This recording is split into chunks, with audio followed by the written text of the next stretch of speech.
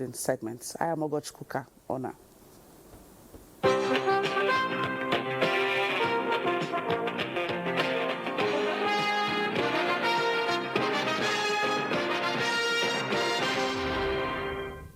All right, as part of ongoing diplomatic engagements ahead of the West Africa Economic Summit 2025, Nigeria's Special Envoy and Minister of State for Foreign Affairs, Bianca Ojukwu, led a delegation to Togo, where they were received by the President, Faure Gnassingbé, at the Presidential Palace in Lomé.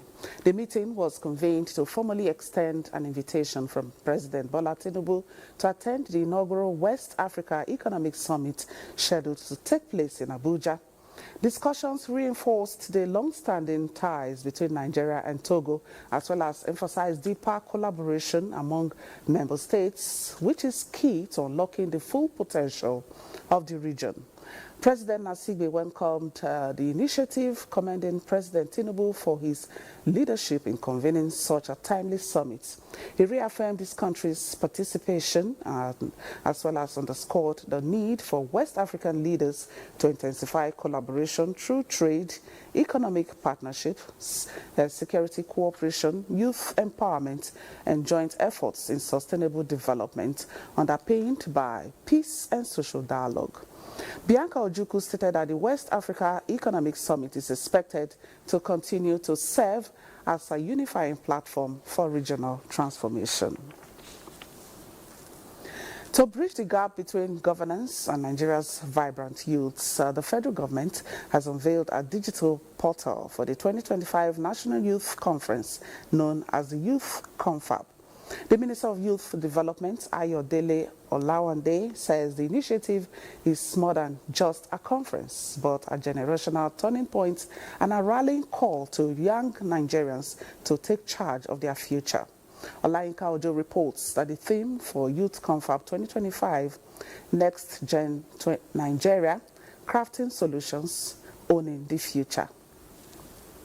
With youth development at the heart of his administration's agenda, President Bola Tinubu, during his Independence Day broadcast on October 1, 2024, announced plans for a 30-day National Youth Conference scheduled to hold in 2025. I want to assure you that your voices are heard. Fulfilling that promise, the President on March 10th inaugurated a 44-member planning committee at the State House, charged with shaping what has been described as a landmark movement in Nigeria's youth engagement history. For Victoria Famuyiwa and millions of other young Nigerians under the age of 35, the forthcoming Youth Confab represents more than an event. It is an opportunity to be heard, to be seen, and to be part of the solution. The youth should see a working system where job employments are available. To give voice to their questions, expectations and aspirations, the federal government has launched the official digital portal for Youth Confab 2025. With focus on 6 core pillars, the conference will be anchored on the principles of transparency, respect, inclusivity and innovation. An integrated follow-up framework of the conference recommendation have been developed. It includes the multi-stakeholder Youth Confab Task Force and also the Youth Confab Index follow-up. The committee members are urging Nigerians to see the conference as a moment of hope and national renewal and a unique chance to shift from protest to policy, problems to solutions, and from challenges to progress. Olayinka Ojo, NTA News. All right, let me, at this point, step aside for Awal to take over the program. Hello, Awal. Thank you, Ogochikuka. Hello. The Inspector General of Police, IGP Kayode Adeolu Egbetoku, accompanied by senior officers including the Deputy Inspector General of Police in charge of the Department of Operations, DIG Yakubu Kwazhi, Inspector General of Police in charge of the Department of Logistics and Supply, DIG Adebola Ainde Hamzat, the AIG Zone 4, AIG Zachariah Ferrer, and the CPSRS CP Abayomi Shogunle have arrived Benue State following the tragic incidents that occurred in the state, resulting in the death of scores of residents. A statement by the Force Public Relations Officer, Force Headquarters, Abuja, ACP Olumuyiwa Adejobi.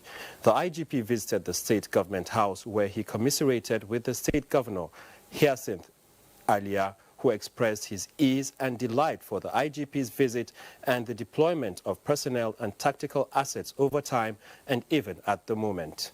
In his discussion with the governor, the IGP condemned the attacks, describing the killings as senseless and an act of terrorism, further reassuring His Excellency that the Nigeria Police Force will carry out its best efforts to rein in the situation and bring the perpetrators of this heinous and barbaric act to justice. The IGP also seized the opportunity to visit the Yelwata community in Guma local government area of the state, where he inspected the damage done and engaged the community leaders alongside the Chief of Defense Staff, General Christopher Musa. The IGP commiserated with the members of the community and reassured them of Nigerian police commitment to further augment the available security and placement in the state. The statement says the Inspector General of Police has directed the immediate deployment of additional tactical teams and assets, assigning the Deputy Inspector General of Police in charge of the Department of Operations, DIG Kwasi Dali Yakubu, to take charge and oversee the operations aimed at restoring peace and serenity to Benue State. The IGP also took out time to address the officers and men of the Benue State Command at the officers' mess located at the state headquarters Makurdi, where he assured them of adequate welfare and logistics support to challenge the ongoing hazards in the state. Meanwhile, the Force Commander Joint Task Force Operation Well-Stroke Major General Moses Gara, on his continued operational tour across key theaters of Operation Well-Stroke, has charged troops under his command to maintain high levels of confidence, stay vigilant, and adhere strictly to professional standards as they intensify kinetic and non-kinetic operations aimed at neutralizing criminal elements, destabilizing Benue State and its environs. Addressing officers and soldiers during the visit at the headquarters of Kwa's Intervention Battalion 9, located in Naka, Gwer, Otukpo, Agatu, and Upper West local government areas of Benue State.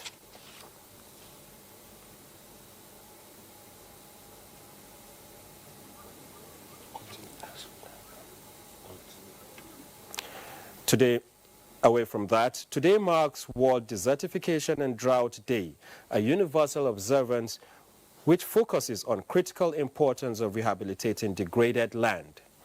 The United Nations aims to restore 1.5 billion hectares of land by 2030. Land degradation affects over 3.2 billion people worldwide, leading to food insecurity, water scarcity, and displacement. In regions like Nigeria's Sahel and Savannah zones, desertification has displaced communities and intensified resource-based conflicts. With this year's theme as Restore the Land, Unlock Opportunities, experts stress the need for sustainable practices to combat these challenges as healthy land underpins healthy economy. And still on the environment,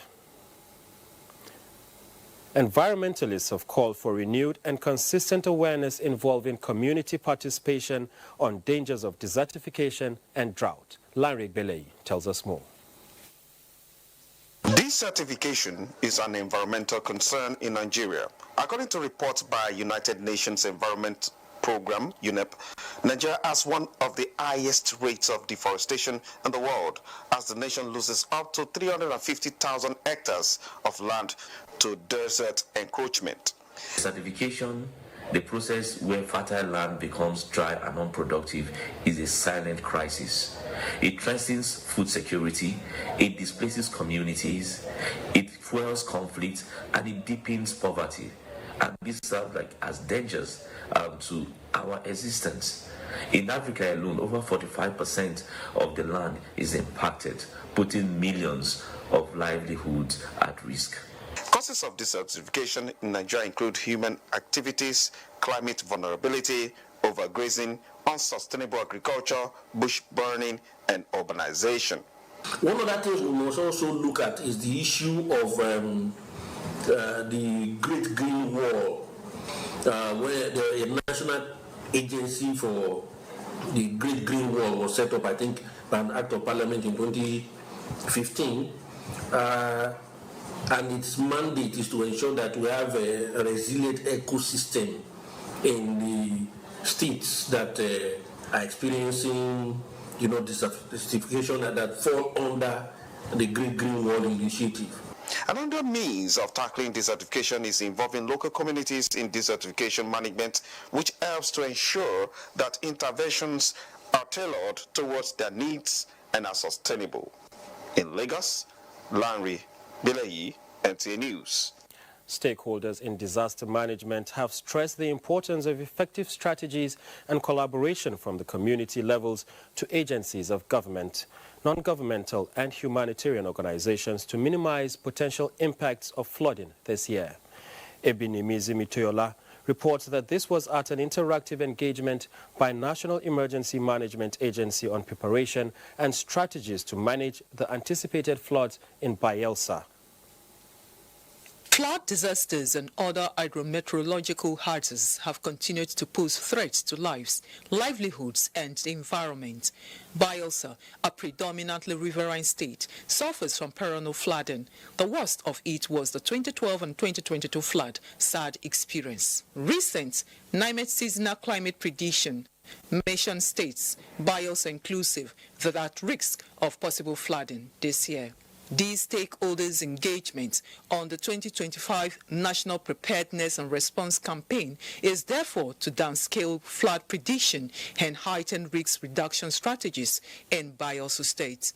It's our expectation that having heard and gotten this message, they will go to work and ensure that they prepare and see how they can mitigate the impact of this flooding. Our people on ground, it's a familiar terrain to us. Our government is already very proactive, opening up drainage paths, particularly for flood that is caused by humans. Our role is to work with the State Emergency Management Committee as well as the Flood and Erosion Committee to identify higher grounds.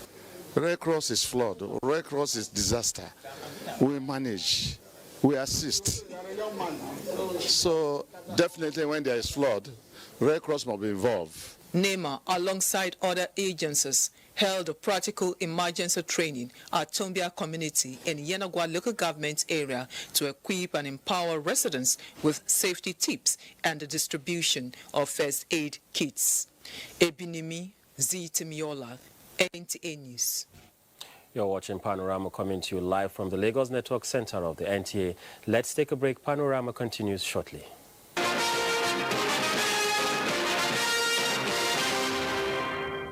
Welcome back. The Nigerian Union of Pensioners Lagos State Branch staged a peaceful protest, urging authorities to come to their aid in the implementation of federal government's approved benefits accrued to them. Lanre Beleyi, who covered the protest, brings details.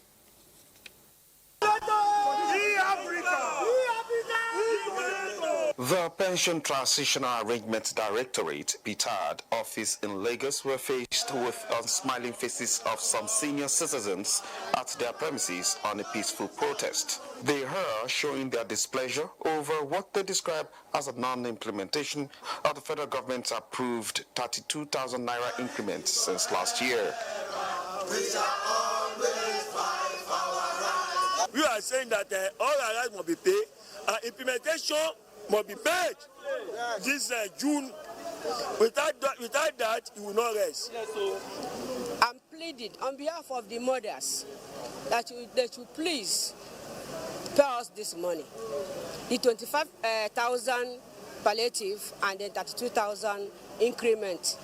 Most of the retirees interviewed, including 89-year-old Christopher Orji, were at loss for what they describe as unsavory situation. I invested on sending my children to school, and what they spend on me for my health, every one of them at least try to send 50,000 every 3 weeks or monthly. If I'm waiting for the salary, I could have been in grave. That's what I'm saying. They appeal to the President and the National Assembly to look into their plight. In Lagos, Lanre Beleyi, NTA News. The Petroleum and Natural Gas Senior Staff Association of Nigeria, PENGASEN, has raised concern over fuel prices transparency, saying it expects significant drop in prices of petrol in the country when the global crude oil price reduced from $80 United States dollars to $60. Briefing newsmen at a World Press Conference to discuss recent developments in the oil and gas industry, the president of PENGASEN, Festus Osifo, calls on the regulatory agencies. Joseph Otson reports. The steady hike in price of fuel is a source of concern to the Oil and Gas Workers Union, who wants the Nigerian Mainstream and Downstream Petroleum Regulatory Authority to monitor trends. So if crude price was somewhere around $80 per barrel, and we were having pump price at about 900 naira per liter or thereabout, at a time crude price hovered around $62 to $65 per barrel. But we only saw marginal reduction in the pump price. And if you do the calculation, you will realize that Nigerians were exploited within that period. PENGASEN finds the recently signed Upstream Petroleum Operations Cost Efficiency Incentives Order 2025 by President Bola Tinubu to enable oil companies with efficient production cost reduction enjoy 20% tax credit as commendable, but urges government to take responsibility in managing security issues in the oil-producing region as major step towards operational cost reduction. You will get to a section in One where you will have over 50 to 60 security vessels. What are they doing? They are just there waiting for supply vessels that are going offshore so that they will escort them offshore. And the cost of these are borne by the companies. So when you ask companies to reduce cost of operations, it is quite good. But government must do everything possible to support these companies in terms of security. PENGASEN also recommends that of the NLNG partnership model for the country's refineries, a model that allows experienced private investors to take majority control.